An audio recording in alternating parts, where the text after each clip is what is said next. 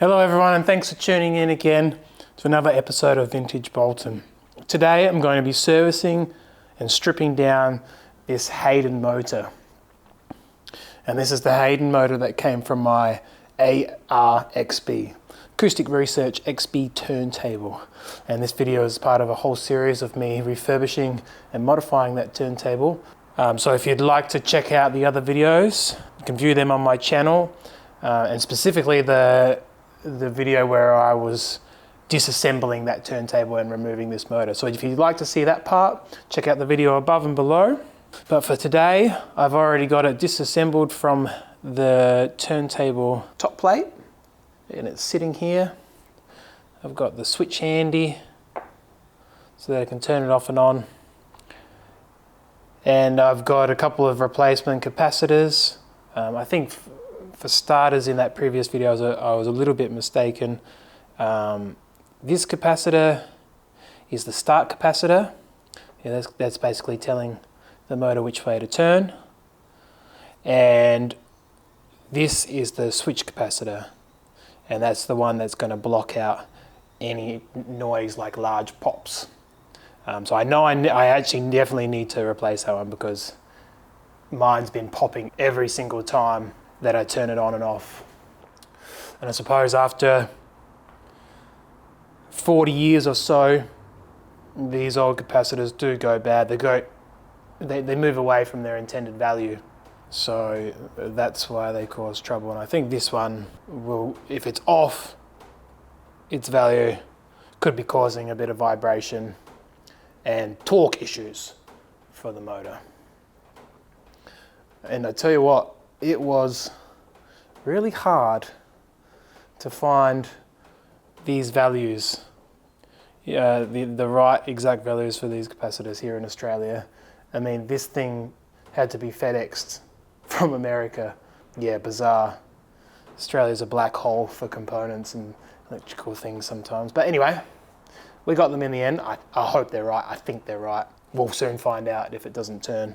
But the main reason I want to service this motor is for mechanical reasons. It's one of those motors that I've never really been able to strip down. All I've got is a few notes online from the Audio Karma forums, and specifically from a person called Mark Moran, I think that's how you pronounce it, who lived in the States, and he sadly passed away, but he was an expert on all things acoustic research turntables. I'm going to take it apart, and hopefully I don't need to replace too much inside of it. Hopefully it's just going to be a bit of cleaning out and maybe polishing the bearings, and that's going to help it a lot. So let's get started. I'm going to cut it away from the wires and the power cord. Maybe I'll just turn it on to show you how it works beforehand.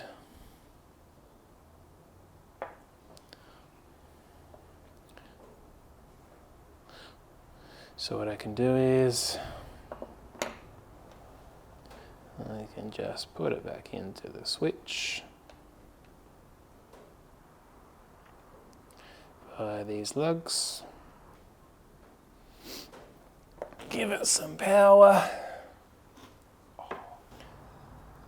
It's already on, off, on. I mean, even when you're holding like that, there's a lot of vibration. I think that's normal because when there's mass on it, the pulley, and when there's the belt riding it, it eliminates a lot of that vibration. And to be clear, that this is the Haydon 115 volt AC synchronous motor, alternating current. So in 60 hertz countries, like the States where it used to be made, it would run at 300 RPMs. And in 50 hertz states, like here in Australia, 50 hertz countries, it will run at 250 RPMs. And that's why the pulley has to be a different size.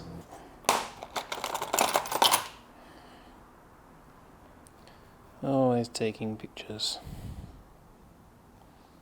So I remember where all the wires went. from first appearance, it really doesn't seem like the easiest motor to service. It's like it was never intended to be serviced. There's no way of taking off the bottom cap, getting to those bearings, and all people usually do is just drop some oil down here and away you go, which for the most part will work. But I've always wanted to see how good I can get this motor. Now, from what I've read around this bottom cap, it's glued. So I'm just going to use some acetone and just lightly apply it. Could probably use any sort of solvent and let that glue dissolve, and then try and pry down this bottom cap without bending or damaging anything. Yes, this is a stylus brush. Cue hate mail.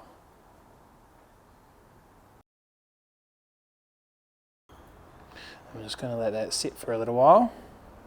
All right, let's see how this goes.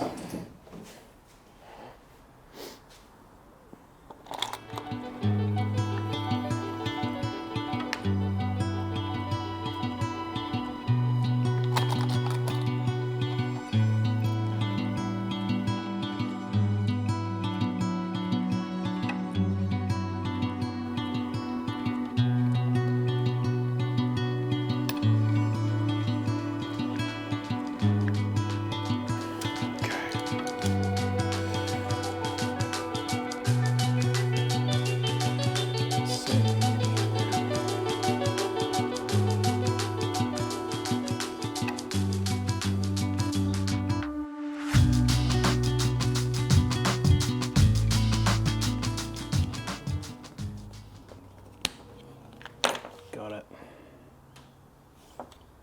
Finally.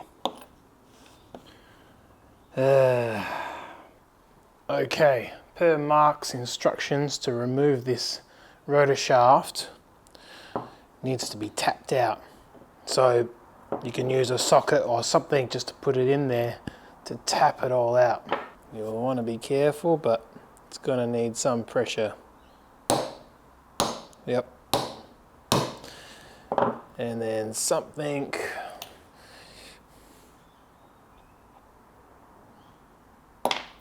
Done. Okay. Watch for any loose parts. Beautiful. That makes me a happy man. So I guess that doesn't really ride against the bottom. There isn't really a bottom bearing, so to speak.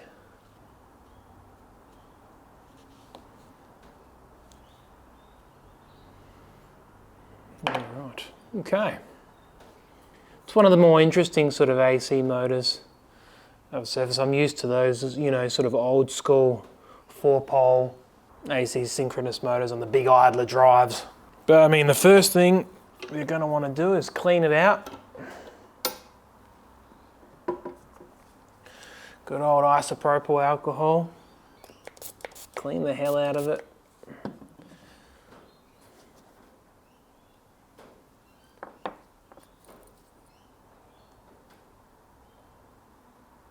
Little washer there as well.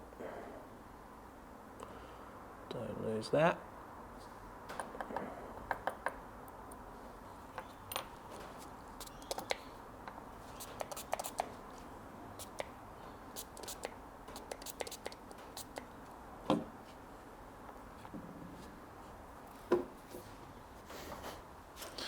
Read my wife's Q-tips.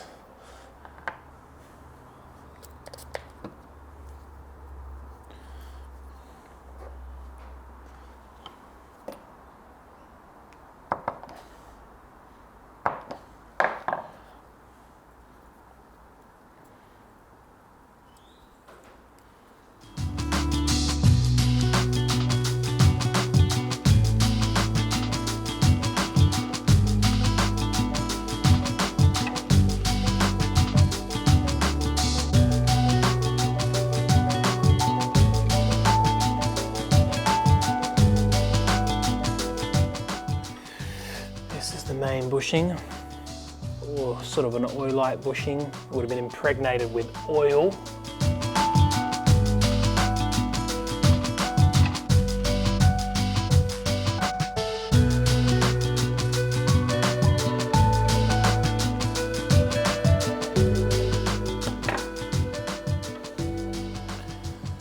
Okie dokie, so what could I do to really improve this motor?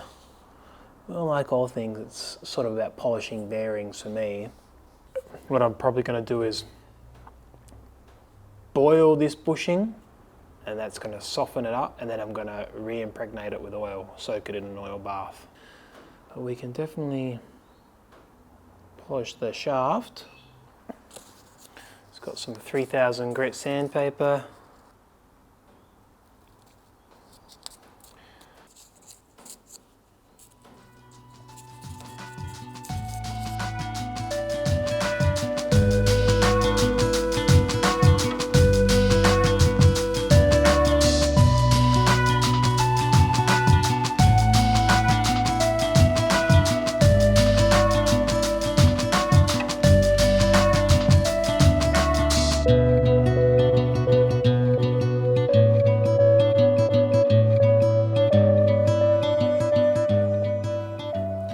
Do the same with this.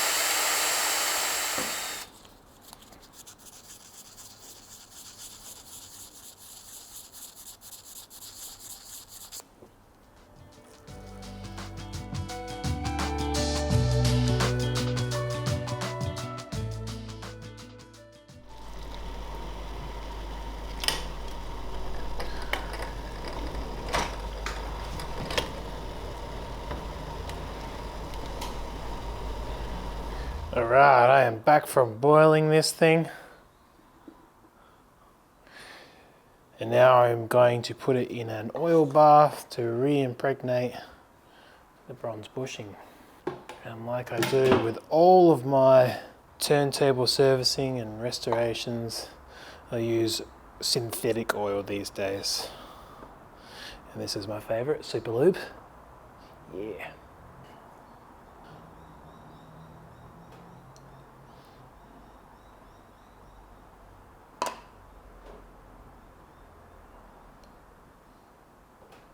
And an hour sitting in there should be plenty.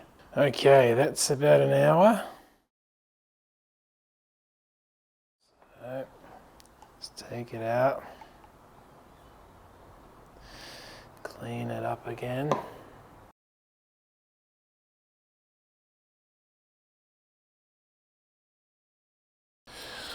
So that's interesting. I've still got crud coming out of it, even after cleaning, boiling, and soaking it in oil. So I'm probably going to repeat those steps again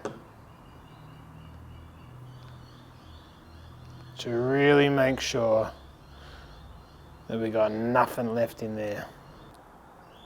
Okay, now that I'm happy, I need to try and put it back together, which is going to take some aligning of the bushings, which may be a little bit difficult. I'll put a tiny drop of oil first. Even though it's all impregnated with oil, it still pays to put one or two drops just down there. Right on the bottom. Cool.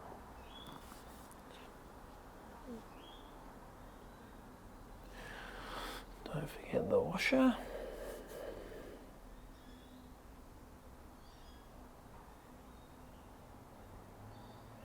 Bottom washer on first.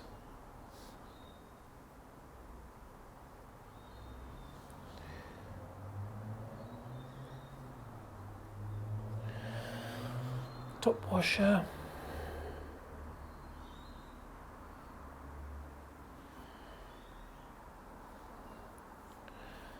And then this bronze ring, which holds it all together.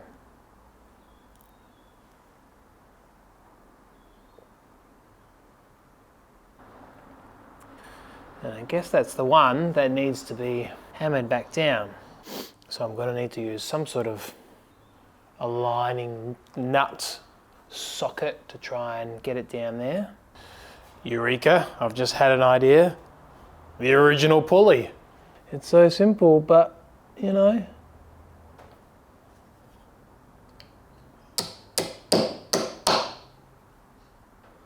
That'll do it.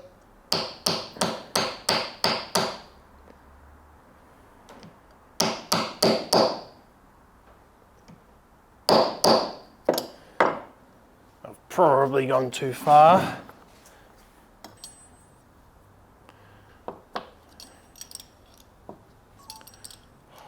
Okay, pull that back off. It's not turning freely, which means I've hammered it down too far. So, tap it a bit.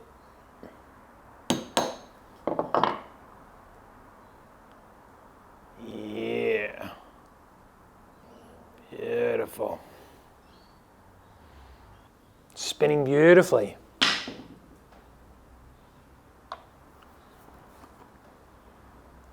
It's a matter of putting it back in here.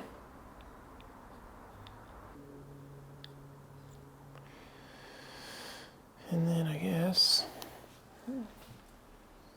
squeezing it back on. That'll do it.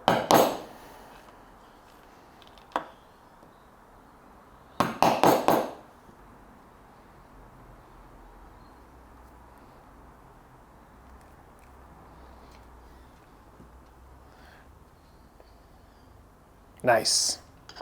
I'm happy with that. At least I know now that it's really these three holes that you're aiming to disconnect, to pop out. So next time I reckon there might be a better way of pushing those three holes. Probably could have knocked them out actually. You know, something like that, but hey, live and learn. So now it's time to wire it all back together, especially with a new capacitor. See how we go. I love these terminal blocks. So good for organizing your wiring, and you know, if it's not the final organization that you want, it doesn't matter. They're so good and so easy just for testing things out, making sure everything works.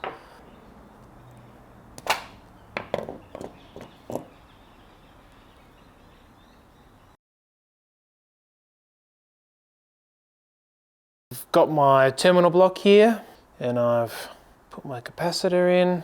Got my photos from before handy so I know what goes where.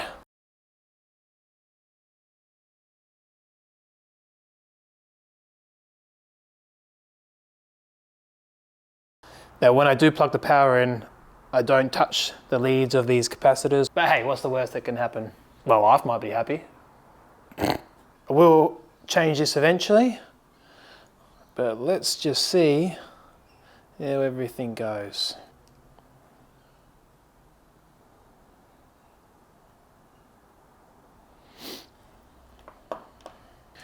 Let's put some power in. Voila. You know what? I definitely feel less vibrations. Bit of oil there. I'm going to let that run overnight. Let it really run in. And that's pretty much all I can do for that motor. But I'm glad I did it. I'm glad I taught myself how to do that. I reckon I can do it easier next time.